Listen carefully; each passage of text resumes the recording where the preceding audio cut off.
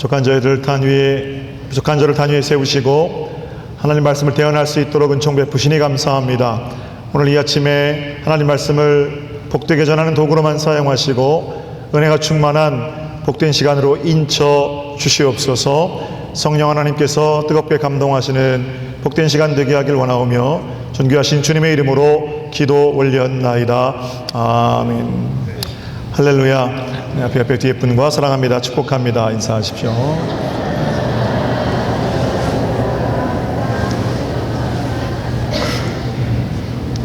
지난주에 부모님 모시고 미국에서 동생 가족들과 함께 여행을 다녀왔습니다. 아버지 어머니로부터 저희 가족은 총 14명입니다. 삼형제가 4명씩, 그리고 아버지 어머니, 제가 장남이고 둘째와 막내가 미국에 사니까 저희 가족 14명이 한 번에 모일 수 있는 자리가 한 번도 없었습니다. 99년도에 결혼했는데 14명이 모일 수 없으니까 명절이 되면 가족들이 다 모이는 일이 제게는 굉장히 부럽고 그런 일입니다.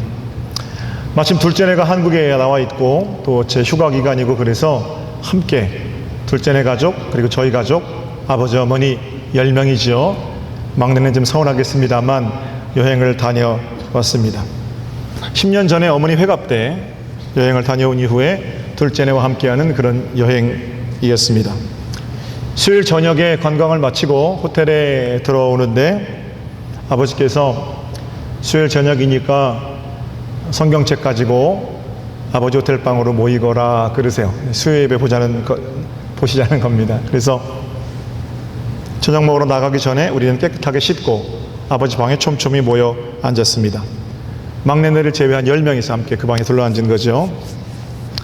아버지가 사회를 보십니다. 저희 아버지는 사회자 본능이 있으세요. 그래서 사회를 보시는데 한명산 목사님 대표 기도하세요. 그렇게 기도를 시키시는 겁니다. 그래서 제 마음에 나는 가만히 앉아서 은혜만 받으면 되겠구나 그런 생각을 했는데 갑자기 서정교회 담임 목사 한명준 목사님 설교하세요 그러시는 거예요. 당황스러웠습니다. 미리 말씀이라도 좀 해주시면 제가 준비라도 좀 해갈 텐데 갑자기 그 자리에서 설교를 시키시니까, 그래서 우리 교인들이 지난 37년 동안 이런 마음이셨겠구나 생각도 했습니다. 시편 1편을 우리 함께 읽었습니다. 복 있는 사람은 이렇게 시작되거든요. 시편 1편을 나누고 우리가 얼마나 복 있는 사람인지, 또 어떻게 앞으로 말씀 가운데 살아야 하는지, 어떤 열매를 맺고 어떤 그늘을 만들어서 사람들에게 비추고 제공해야 하는지, 이런 것들에 대해서 아주 간단하게 말씀을 나눴습니다. 저의 짧은 설교가 끝나고 이제 아버지의 광고가 이어지는데 설교는 3분, 광고는 30분입니다. 아버지의 권면을 저는 지난 45년 동안 귀에 못이 박히도록 들었거든요. 똑같은 권면들이지만 여러분 다 아시겠습니다만 이런 내용들입니다. 어디 살든지 간에 하나님을 잊지 말고 살아라. 최선을 다하는 삶은 하나님을 기억하는 삶으로부터 시작한다. 이게 아버지 말씀이고요. 인생이란 열심히 악셀레이터를 밟아야 할 때가 있고 때로는 브레이크를 밟아야 할 때가 있는데, 브레이크를 밟아야 할 때 악셀레이터를 밟으면 죽는 거다. 이렇게 말씀하시는, 저 귀에 못이 박히도록 들었던 얘기죠. 또 아내와 남편을 소중하게 여기며 살아라. 자기 아내 사랑하지 못하는 사람이 교회를 사랑하고 세상을 사랑한다고 말할 자격 없다. 저 이 얘기도 엄청나게 많이 들었었고요. 지금 행복할 수 없으면 나중에도 행복할 수 없다. 지금 감사를 시작해야 감사들이 모여서 큰 감사가 되는 것이다. 저도 여러분도 다 들었던 그런 설교입니다. 귀에 못이 박히도록 들었던 그 얘기가 그날 저녁 막내네를 제외한 10식구가 함께 모여 앉아 들을 때, 하나님께서 이렇게 우리 가족을 통해 일하시는구나 하는 것들을 새삼 확인할 수 있었습니다. 여러분 휴가 어떻게 보내셨습니까? 저는 아주 행복한 지난 5일 동안의 휴가를 보냈는데요. 나이가 점점 들어가면서 아주 새삼스럽게 느끼게 되는 게 있습니다. 아버지의 마음입니다. 40대 중반이 돼 보니까 아버지가 나를 키우실 때 그때 이런 마음이셨겠구나 하는 생각이 듭니다. 중요한 것은 이 느낌은 이 나이가 돼 보니까 갖게 되는 느낌이라는 겁니다. 40대인 제가 지금 70대 아버지의 마음을 당겨서 알 수 없습니다. 70대가 되어야만 아버지께서 어떤 마음으로 그 시대를 사셨는지를 알 수 있다는 겁니다. 여러분도 아마 마찬가지실 겁니다. 엄마가 돼 보니까 엄마 마음 알겠고 할머니가 돼 보시니까 할머니 마음 아시겠잖아요.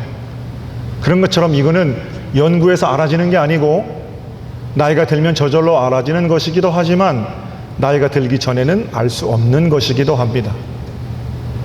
그렇다면 여러분과 저는 하나님을 아버지로 고백하고 모시는 자들이지요. 하나님 아버지의 마음은 언제 알 수 있겠습니까? 우리가 헤아리고 추측해서 하나님 아버지의 마음을 전부 알 수 있겠습니까? 하나님 나이 되어 보아야 아는 거 아닙니까? 하나님 나이가 몇 살이십니까? 하나님 나이는 영원살이죠. 그렇죠? 영원살. 우리가 유한이라면 하나님은 무한이고 우리가 순간이라면 하나님은 영원 아니십니까? 그러니까 하나님의 마음을 알 수 있는 방법은 영혼의 관점에서 우리 인생을 들여다볼 때에만 하나님을 알 수 있다는 거예요. 유한한 것들 가지고 자랑하고 유한한 것들 가지고 비교해서는 하나님 마음 알 수 없다는 겁니다. 잠시나마 또는 하나님께서 보여주시는 것만큼은 알 수 있습니다만 하나님 마음을 전부 알 수 없습니다. 영혼의 관점에서만 비로소 하나님 마음을 알 수 있습니다. 그리고 우리 하나님께서는 인생들에게 영원하신 당신의 마음을 순간순간 조금씩 보여주십니다. 우리는 하나님께서 우리에게 보여주시는 그 길로 하나님의 마음을 헤아려 알 수 있을 뿐입니다. 자, 이런 생각을 먼저 전제를 좀 하고요. 오늘 사무엘 18장 말씀을 통해서 하나님께서 다윗과 압살롬의 이야기를 가지고 우리에게 보여주시기 원하는 당신의 마음은 무엇인지 아버지의 마음을 한번 생각해 보기를 원합니다. 성서 일과에 따라서 사무엘 18장을 읽었습니다. 구절을 붙이자면 압살롬의 최후라고 붙일 수 있을 겁니다. 압살롬 여러분 잘 아시지만 다시 한번 좀 생각해 볼게요. 압살롬에 대해서 정리하는 시간을 가지시면 좀 좋겠습니다. 압살롬은 다윗의 아들입니다. 압살롬의 어머니는 그술 왕 딸인 마아가이고요. 마아가는 이방 여인입니다. 그러니까 압살롬은 아버지도 다윗 왕이고 어머니도 그술 왕족이죠. 압살롬은 그렇게 왕과 공주 사이에서 태어난 다윗의 자녀입니다. 그술 왕의 딸인 마아가는 압살롬의 어머니는 다윗과의 혼인을 통해서 압살롬뿐만 아니라 또 다른 한 공주를 잉태했는데 그 공주의 이름이 다말입니다. 성경은 다말이 너무 아름다웠다라고 증거합니다. 그러니까 정리하세요. 다윗 마아가를 통해서 압살롬과 다말이 있어요. 압살롬과 다말은 친오누이 사이입니다. 한편 다윗에게는 참 많은 부인이 있었는데 첫 번째 부인은 이스라엘 여인 유태인입니다. 아히노암이라는 여인입니다. 다윗은 아히노암에게서 첫째 아들 암논을 탄생시킵니다. 그러니까 암논은 다윗이 아히노암을 통해서 얻은 아들이고 압살롬과 다말은 다윗이 마아가를 통해서 얻은 아들과 딸입니다. 암논과 다말 압살롬은 어머니가 다른 형제간이죠. 됐죠? 이걸 이복 형제라고 그러나요? 어쨌든 문제는 다말이 너무 아름다웠는데 이 첫째 아들 암논이 다말을 연모했다는 겁니다. 그냥 연모하고 좋아한 정도가 아니라 너무너무 좋아합니다. 그래서 다말을 사랑하는 그 마음이 병이 됩니다. 어머니가 다른 자기 동생을 사랑하는 그 상사병을 가지고 몸져 누운 암논의 친구인 요나답이라는 자가 찾아옵니다. 요나답은 간교 환자입니다. 어떻게 하면 다말을 연모하는 이 마음, 다말을 품고 싶은 이 욕정을 해결할 수 있을까? 그들이 머리를 맞대고 고민을 하지요. 그리고 어떤 계략을 짜냅니까? 너 아프다고 그래라 그래요. 요나답이 암논에게 너 아프다고 그러고 누워있을 때 다른 사람 말고 네 동생 다말에게 떡과 차를 가져고 오도록 하여라.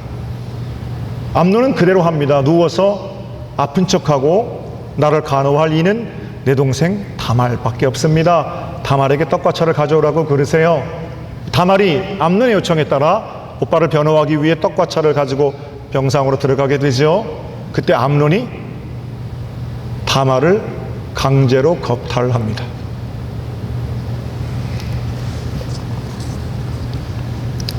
사무엘하 13장에는 다말을 강제로 범하기 전에 암논하고 강제로 다말을 범한 후에 암논하고의 모습을 이렇게 이야기하고 있습니다. 화면을 좀 띄워주세요. 13장 14절 15절인데 이 사이에 어떤 것도 없어요. 제가 읽어드리겠습니다.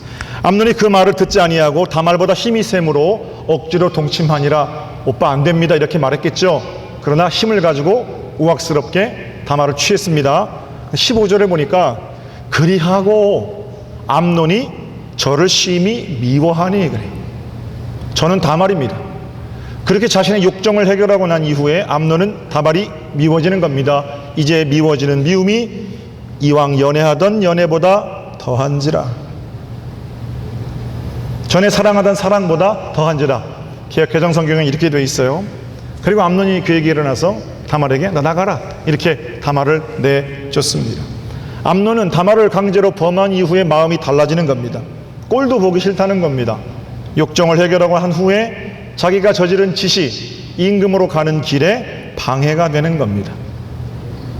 그러면 제가 잠깐 이 본문에서 좀 벗어나서 결혼을 앞두고 있는 젊은이들에게, 이 땅의 청년들에게 권면을 드립니다. 아무리 멋져도, 아무리 돈이 많아도, 아무리 스펙이 좋아도, 아무리 훌륭해도 암논 같은 놈들을 만나면 안 됩니다.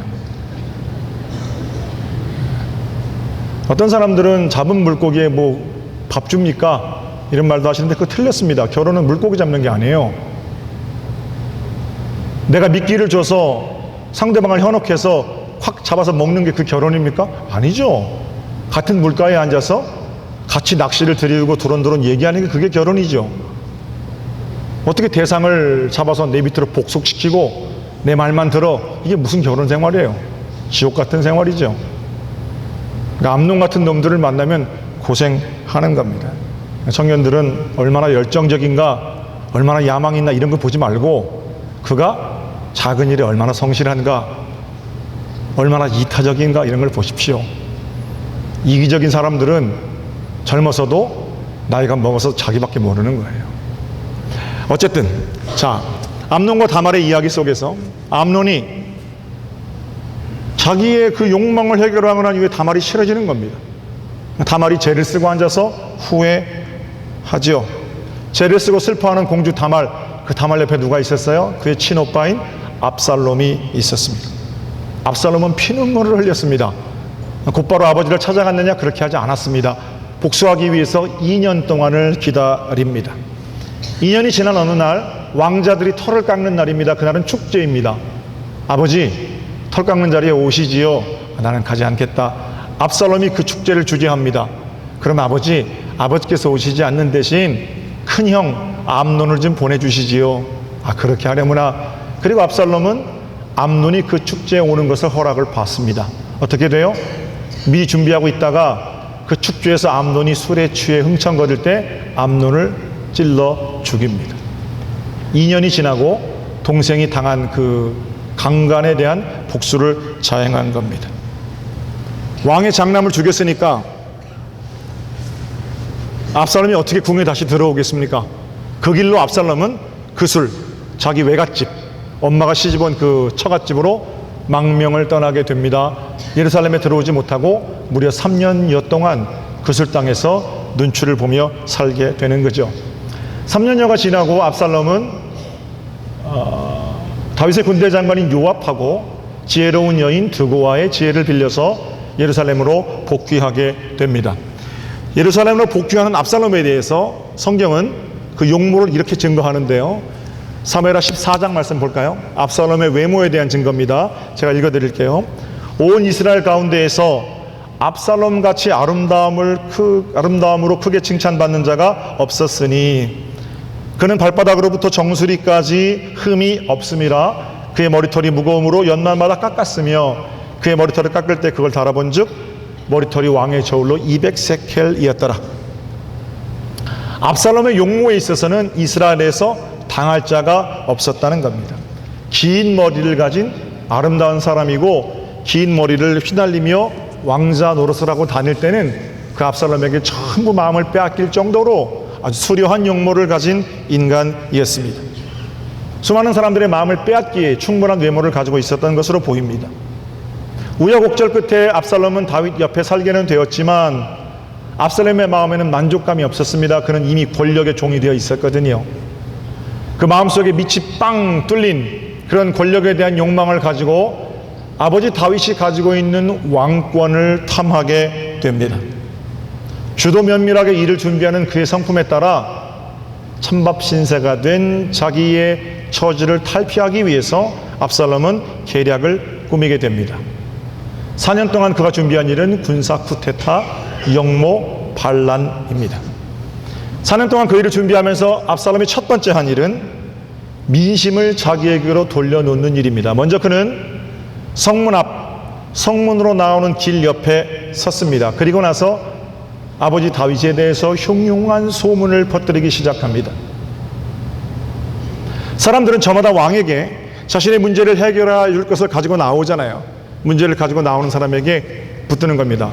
여보시오, 무슨 문제가 있어 보이는데 당신 어디 사람입니까? 그 사람이 이렇게 말하겠죠. 저는 베냐민 사람인데 이런 문제가 있어서 왕에게 도움을 청하러 갑니다. 잠깐만. 당신이 알고 있는 그 왕이 아닙니다. 그건 너무 바빠가지고 당신 같은 작은 지파 사람들한테는 법을 만들지도 않았고 해결하지도 못할 겁니다. 다윗은 못하는데 내가 왕자 아닙니까? 내가 그 일을 해결해 주겠습니다. 인터셉하는 거예요. 가로채는 거예요. 또 어떤 사람이 나옵니다. 문제를 가지고 나오는 사람에게 왕이 지금 바쁘십니다. 그리고 왕은 원래 그런 자질구레한 일에는 신경 안 쓰지요. 돈 있는 사람들이나 상대하지 왕이 당신 같은 천민을 상대하겠습니까? 그 대신 내가 왕자입니다. 내가 당신의 문제를 해결해 주겠습니다. 이거 지금 뭐 하는 겁니까? 마귀 사탄 노릇하는 거예요. 교회로 돌아갈 영광을 가로채는 사람들이 있어요. 하나님 받으셔야 할 영광을 옆에서 하나님 바빠서 그거 못하시니까 내가 그거 하겠습니다. 똑같은 거예요. 압살롬이 그 짓을 하는 겁니다. 압살롬의 지금 마음에 뭐가 있어요? 군사 쿠데타가 있어요. 다윗을 없애고 자기가 권력을 잡겠다는 욕심이 있는 겁니다. 그렇게 압살롬이 4년 동안이나 성문 앞에서 아버지에게 돌아갈 영광을 가로챕니다. 그리고 결국 날이 이르렀을 때 헤브론이라는 지역에 가서 거병하는 거죠. 선포하는 겁니다. 내가 이스라엘의 왕이다. 이미 4년 동안 압살롬에게 마음을 빼앗겼던 이스라엘 백성들은 전부 압살롬의 거병과 깃발 아래 모이기 시작합니다. 다윗은 쫓겨가는 신세가 되는 겁니다. 겉으로 보기에는 압살롬의 군사 쿠데타는 치밀하게 준비되었고 완벽하게 흠 없이 이루어지는 그런 왕조 또는 어떤 수장의 교체처럼 보입니다. 다윗의 전령이 다윗에게 왔습니다. 임금님, 어서 도망가시지요. 당신의 아들 압살롬이 헤브론에서 거병했는데 모두가 다 그를 따르고 있습니다. 우리 지금 도망가지 않으면 죽습니다. 다윗은 피난길에 오르게 됩니다. 아들의 칼을 피해 도망가는 아버지의 눈물은 굉장히 비참한 거죠. 더 슬픈 거는요, 아직도 다윗이 압살롬을 사랑한다는 거예요. 사랑하지 않으면 나도 군대를 모아서 저 폐역한 아들놈을 죽일 텐데 차마 그렇게 하지 못하는 다윗이, 왜냐하면 아직도 압살롬을 사랑한다는 겁니다.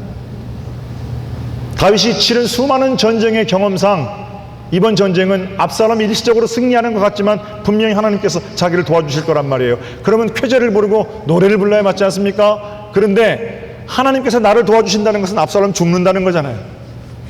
다윗이 보기에는 압살롬이 죽는 것이 마음이 아픈 겁니다. 왜 그렇습니까? 압살롬이 사랑하는 자기 아들이기 때문에 그렇습니다. 한편 압살롬은 정권을 잡고 그 악행이 점점 더 커져만 갑니다. 다윗이 피난을 가면서 궁을 지키라고 부인 10명을 그 궁에 남겨놓거든요. 궁에 들어가 보니까 아직 자기를 낳아준 어머니는 아니지만 아버지의 또 다른 부인들이 궁에 있잖아요. 왕권을 공고히 하기 위해서는 그 부인들마저 내 수하다, 이걸 증명해 보여야 되죠.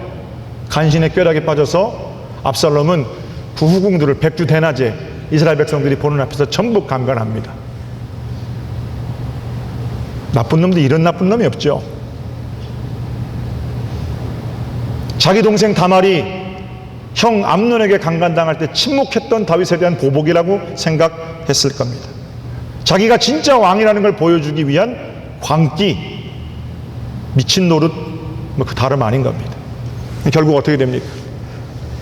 그렇게 해서 정권을 유지하는 패악한 왕이 되었던 압살롬은 정규군을 가지고도 다윗을 따르는 백성들의 무리와 전쟁에서 패퇴하게 됩니다.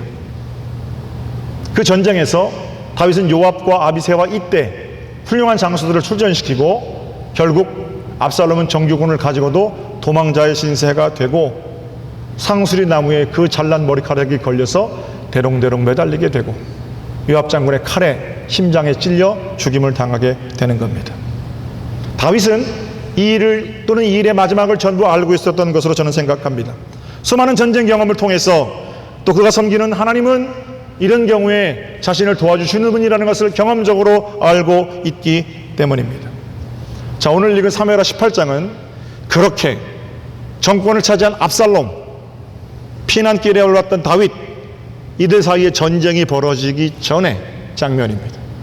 5절 말씀 다시 볼까요? 전쟁에 출정하는 장군들을 향해서 다윗이 말합니다. 요압과 아비새와 이때에게 명령하여 이르되 나를 위하여 젊은 압살롬을 너그러이 대우하라. 여러분, 이런 상황을 알고서 이 본문을 읽어도 이 말은 언뜻 이해하기 어렵습니다. 자신을 죽여서 자신이 가지고 있는 권한을 차지하겠다고 거침없이 돌진하는 압살롬, 아버지 후궁들을 백주 대낮에 사람들 앞에서 강간하는 광기의 종 압살롬이에요. 이런 놈은 죽어야 마땅합니다. 살아있는 게 의미가 없죠. 속된 말로 하자면 죽어도 싼 놈입니다. 그 천인공노할 범죄를 저지른 놈을 처단하는데 누구보다도 기뻐해야 할 사람은 정작 아들의 칼에 죽을 뻔한 아버지 다윗이지요. 그러나 다윗이 뭐라고 말하냐면 장군들, 내 부탁 하나 하겠네. 젊은 압살롬을 만나거든 너그러이 대해주게. 젊은 압살롬이라고 하는 단어가 있습니다. 이 젊다는 단어로 번역된 히브리어 단어는 나르입니다. 나르. 다른 번역을 찾아보니까 새 번역에는 어린 압살롬 이렇게 되어 있고요. 캐톨릭과 함께 번역한 공동 번역에는 아직 철이 없는 압살롬 이렇게 되어 있어요. 비슷한 말이죠. 전쟁에 나가거든 압살롬을 만나게 될 것이네. 걔가 아직 철이 없어서 그러니까 그 철 없는 압살롬을 좀 잘 봐주게. 이게 말 됩니까? 방금 그 철이 없다는 압살롬의 칼을 피해서 우리가 목숨을 건졌습니다. 이게 전쟁 놀이 하는 게 아니고 한번 봐주고 한번 이기고 이런 게 아니고 지면 죽는 겁니다. 나를 위해서 싸우겠다는 장수들이 지금 출정하는데 사사로운 정에 이끌려서 애가 아직 어려서 그러니까 좀 용서해 주게. 이게 도대체 왕이 할 소리냐는 겁니다. 이해가 안 되는 겁니다. 그러나 여러분, 이 본문에서 내가 한번 다윗이라고 생각해 보십시오. 내가 다윗이라면 얘기는 또 달라지는 거거든요. 40대 가장이 70대 할아버지가 돼보지 않았기 때문에 70대 할아버지의 이야기에 대해서 마음대로 말하면 안 되는 거잖아요. 우리가 상황이 어떻든지 강 건너 불구경하듯이 다른 사람의 이야기라고 막 말할 수는 없는 거 아닙니까? 그럼 다윗의 이 이야기를 통해서 우리가 생각할 수 있는 건 뭡니까? 하나님 아버지의 마음입니다. 허물과 죄로 인해 죽을 수밖에 없는 우리들을 가차없이 단칼에 잘라버릴 수 있음에도 불구하고 우리를 사랑하셔서 내가 너희를 얼마나 사랑하는지 지금 얘기해 다오. 우리를 불러주시고 십자가 위에서 우리를 하나님과 화해시키시고 우리를 죽이는 대신 당신의 사랑하는 아들을 죽이심으로 우리를 하나님의 자녀 삼아주신 우리를 너그러이 대해주시는 하나님 아버지의 마음을 우리는 여기서 느낄 수가 있습니다. 압살롬은 아마 이런 생각을 했을 겁니다. 아버지, 내 동생 그렇게 강간당할 때 뭐 하고 계셨어요? 이거 공평하지 않습니다. 왜 형을 처벌하지 않으셨어요? 지금 아버지 노릇 제대로 하고 계시는 것이라고 생각하십니까? 아버지 안 하실 거예요? 그럼 내가 할게요. 그리고 지 형 죽였을 거란 말이에요. 이런 마음, 인간적인 감정이라면 10분 이해합니다. 복수, 보복. 그러나 성경은 이런 마음을 불신앙이라고 그럽니다. 전쟁은 내 칼 끝에 달린 게 아니고 하나님께 달려 있는 겁니다. 믿음이 뭡니까? 내 계획이나 내 생각대로 착착착 이루어가지는 게 믿음입니까? 그건 믿음이 아니죠. 믿음이란 내 생각과 내 계획대로 움직여지지 않는 그 자리에서 더 큰 하나님의 계획과 하나님의 섭리가 있음을 믿는 것이 믿음 아니겠습니까? 눈이 뒤집혔을 겁니다. 자기 친동생이 이복 총에게 강간당할 때 쫓아가서 얼른 죽이고 싶었겠죠. 그러나 눈이 뒤집힐 것 같은 그 자리에서 하나님 어떻게 하시려고 그러세요? 이렇게 하나님께 묻고 하나님의 섭리를 보는 것이 믿음입니다. 득달같이 달려가서 내 원수를 내 손으로 처단하는 게 믿음이 아니라는 거예요. 그랬으면 하나님께서 우리 인생들에 대해서 그랬으면 여기 서서 설교할 수도 없고 여기 와서 앉아 계실 수도 없는 겁니다.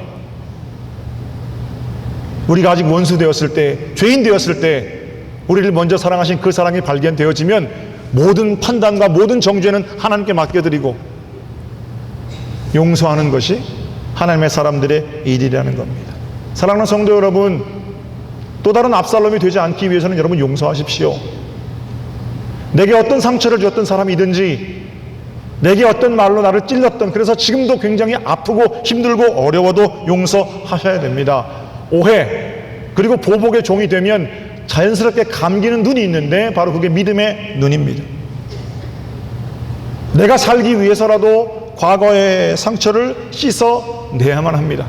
처음에는 억울함으로 흘리는 눈물, 그리고 기도하다가 그 눈물이 그저 억울해서 흘리는 눈물만이 아니라 우리의 가지고 있는 과거의 상처와 아픔들을 전부 씻겨내는 예수 그리스도 생명의 강이 되기를 주님의 이름으로 축복합니다.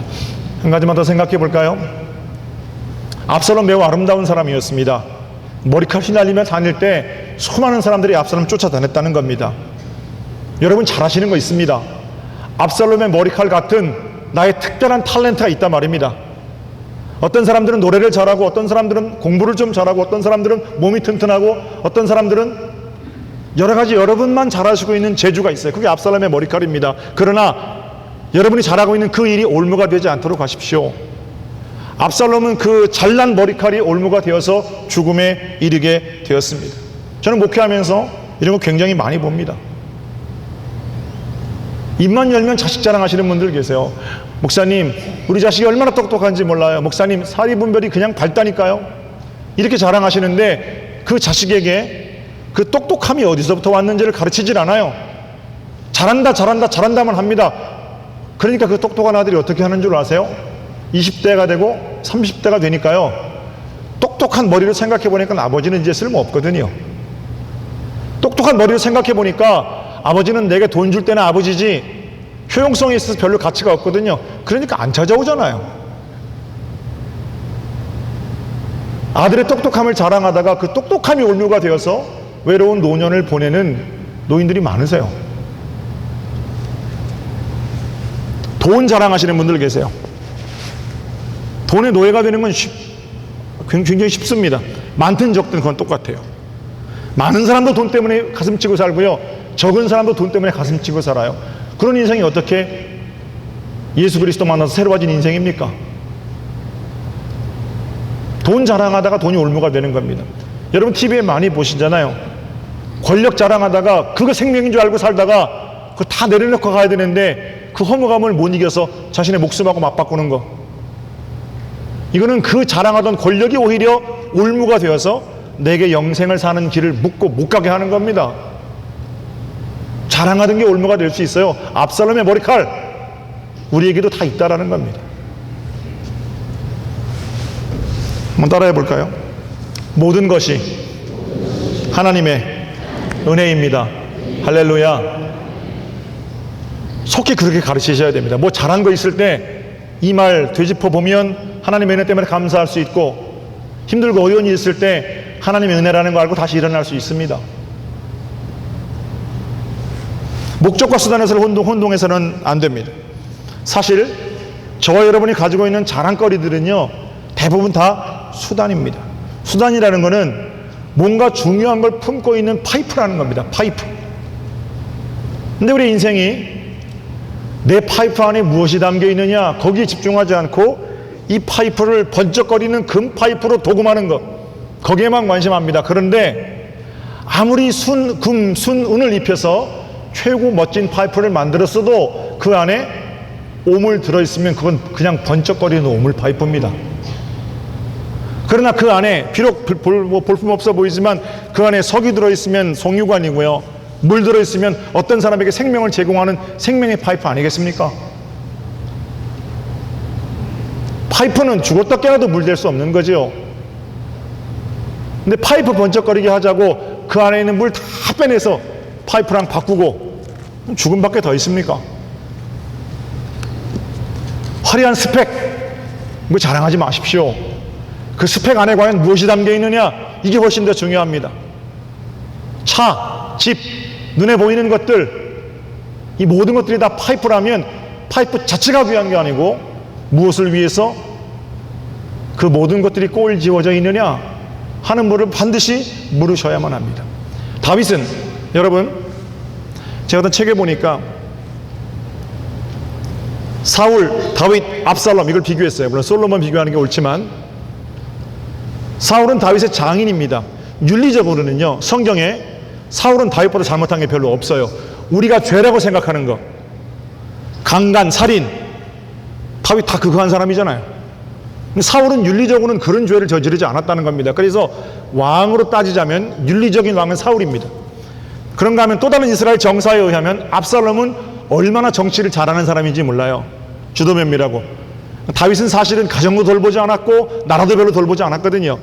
그런 차원에서 정치하는 능력으로만 보면 다윗보다는 압살롬이 더 출중합니다. 사울, 다윗, 압살롬, 이 세 인물 중에서 사울과 압살롬이 다윗보다 잘하는 면이 있음에도 불구하고 하나님께서 다윗을 이스라엘의 성군으로 세우신 이유는 무엇입니까? 더 윤리적이기 때문이 아니에요. 정치를 더 잘하기 때문이 아닙니다. 다윗은 어느 순간 어느 상황에서도 우선순위를 바꾸지 않았습니다.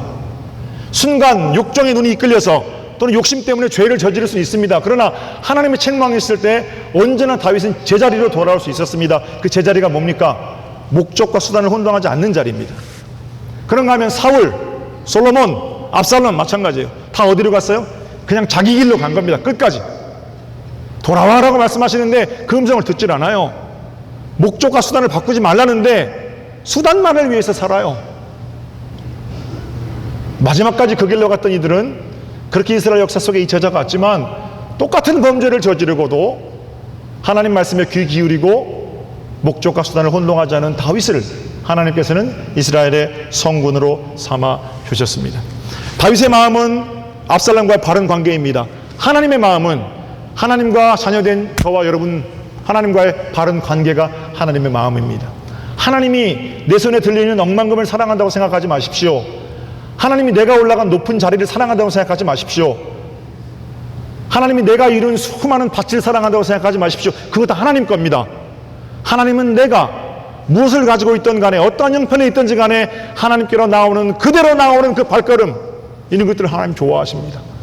하나님께서 우리에게 원하시는 것은 여러분이 가지고 있는 수많은 것들을 가지고 하나님과의 관계에 집중하는 그 목적을 가지고 있느냐, 아니면 하나님을 수단 삼아서 그 모든 목적을 이루려 하느냐, 이런 질문을 물을 때 목적과 수단이 혼동되지 않는 겁니다.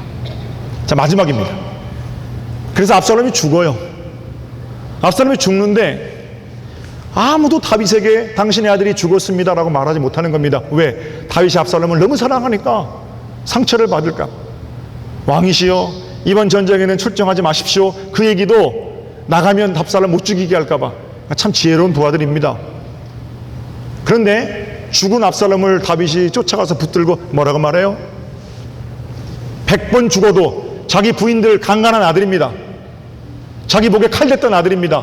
100번 죽여도 시원찮을 그 아들놈을 붙들고 다윗이 뭐라 그러냐면, 압살롬아, 압살롬아, 차라리 내가 대신 죽었다면 좋았을 것을. 이게 아버지 마음입니다. 차라리 내가 대신하여 죽었다면 좋았을 것을. 사랑하니까 자식의 잘못도 내 잘못인 거예요. 그죠? 그런데 여러분, 다윗은 대신하여 죽지 못한 것이 후회가 된다고 고백하지만 우리는 어떻습니까? 압살롬 같은 우리를 위해서 대신 돌아가 주신 분이 계시잖아요. 내가 패역한 너를 위해서 대신 죽었으면 좋았을 것을 그리고 후회하는 분이 아니라 내가 네 모든 죄를 가지고 십자가 위에서 몸을 들여 완전히 사하였노라 선포해 주시는 분이 계시잖아요. 압살롬 같은 우리를 허물과 죄로 죽을 수밖에 없는 저와 여러분을 하나님의 자녀라 택해 주시고 십자가 위에서 의의 옷을 지어 입혀주시는 그분이 계시잖아요. 한 주간 동안 삶 속에서 하나님 아버지께서 우리를 믿어주시고 우리를 기다려주실 뿐만 아니라 친히 우리에게 오셔서 우리 죄를 담당하시고 돌아가시고 우리에게 새로운 삶을 선물하셨음을 기억하시면서 거듭난 자녀답게 승리를 사는 아버지의 마음을 좀 시원하게 해드리는 복 있는 성도들의 삶이 제 것도 되고 여러분들의 것도 되었으면 좋겠습니다. 너그러이 우리를 대하시는 그리스도의 큰 사랑, 그 사랑으로 저와 여러분이 삽니다. 하나님 아버지, 은혜 주심을 감사드립니다.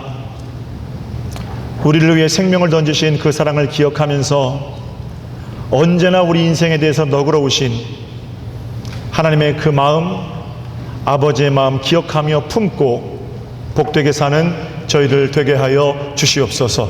있사옵고 주님의 이름으로 기도 올렸나이다. 아멘.